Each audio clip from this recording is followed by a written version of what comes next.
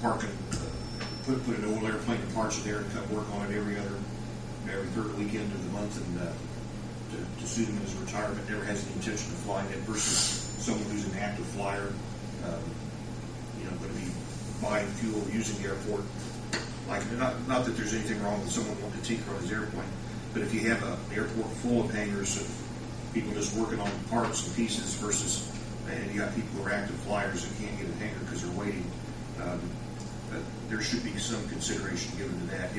We do require that they have at least we do require that they have an airplane in there, and if so, should there be some consideration to a flyable airplane? And if so, how about one that flies more often rather than less often?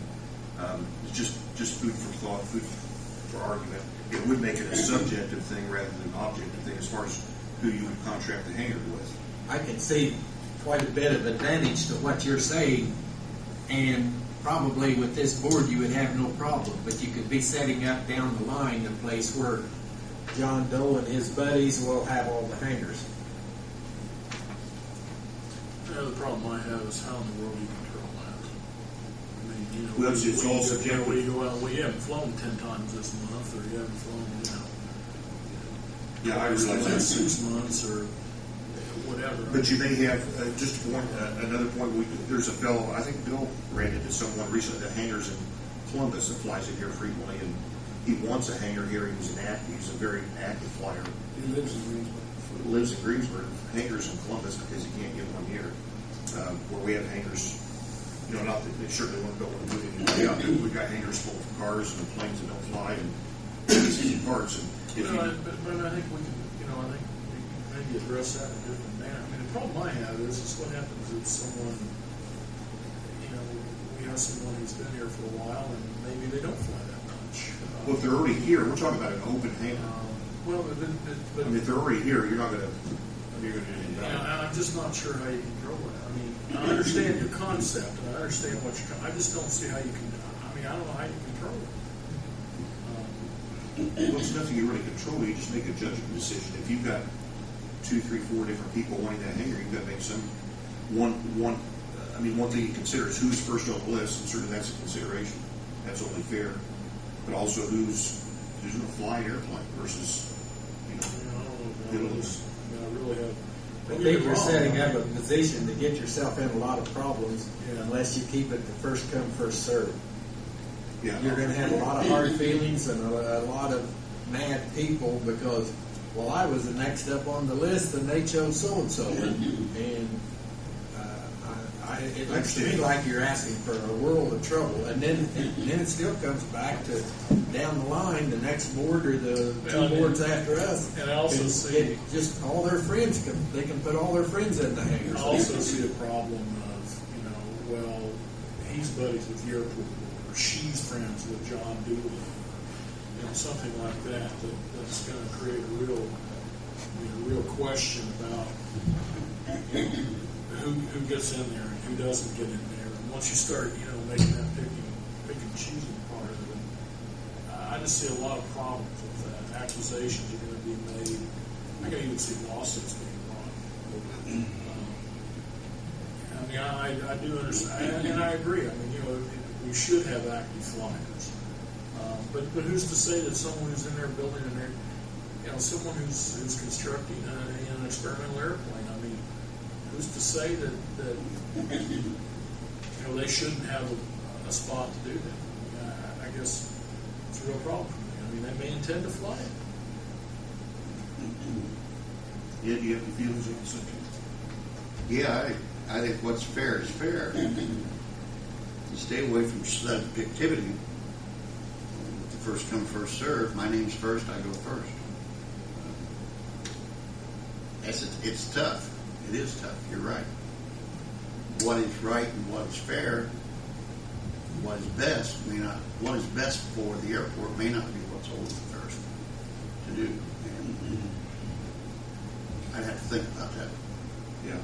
If you're renting a house, you're not required to take the first person in line who comes applied to it. You can make judgments from people who have 2, 3, 4 tenants. But you have to follow. You have to fall within the law, and that's another factor. What happens if you have I hate to say it this way, what happens if you have an African American that wants to rent a hangar? And, you know, you say, well, no, you can't because you don't fly enough, we're going to give it to this guy. Now you've got a real issue on our hands. And I just, you know, I think you have to just, you know, you set it up first come, first serve, and you know, hopefully, whoever's, I mean, personally, if I'm going to spend the money to rent an aircraft hangar, I'm going to want my aircraft.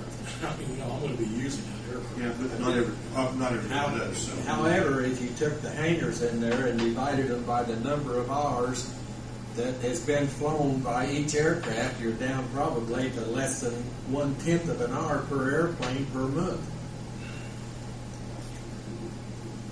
I mean, you exclude Copa's and Bob's aircraft, but you take all the other airplanes in there, and you don't see an airplane flown 2 hours a month or so. It's been flown a lot.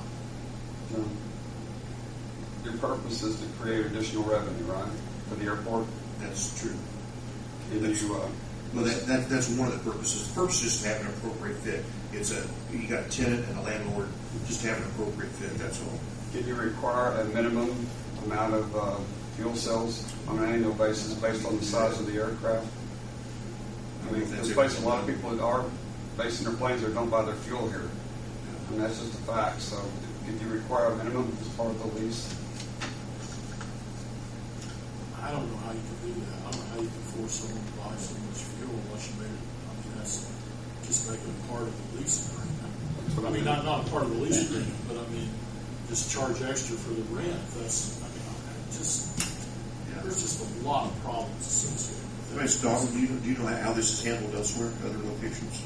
It's handled several different ways. I know the FAA has a definition for aeronautical use, and the hangar has to be, according to the FAA's definition of aeronautical use, has to be utilized by an aircraft that's active. It can't be just a body parts of an aircraft. It has to be aeronautically capable aircraft in the hangar. It can't be your boat, it can't be your RV parked in there. Because that's part of your assurances and your grant to receive federal funds. Next thing is that you can, and some places have, set up a rating system on rental of hangars once it becomes open, where you can establish some kind of guidelines that are written rules on how to determine who's the next person coming in, for example. If the aircraft is first come, first served, you can give that a rating weighting of 50% or something. And then if the aircraft that wants to move in here is going to be utilizing, they say that they can put down a second type of agreement on utilization of the services at the airport, such as fuel.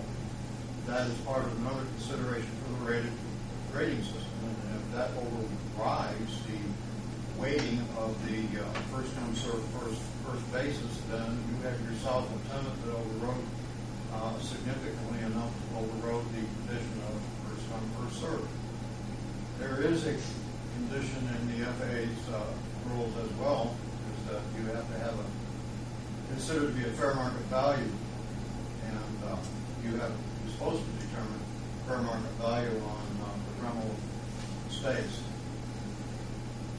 I'm not so sure the utilization of fair market value is always considered by appraisal. It's usually considered by the willingness of the sale at the airport at the time, based on more of an opinion than a bona fide appraisal.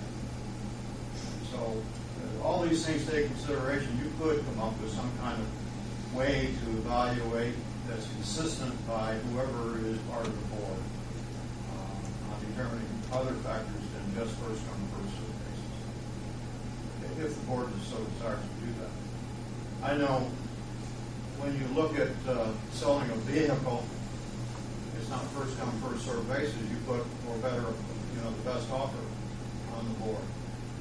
And sometimes that business is not necessarily fair. Business is not always fair.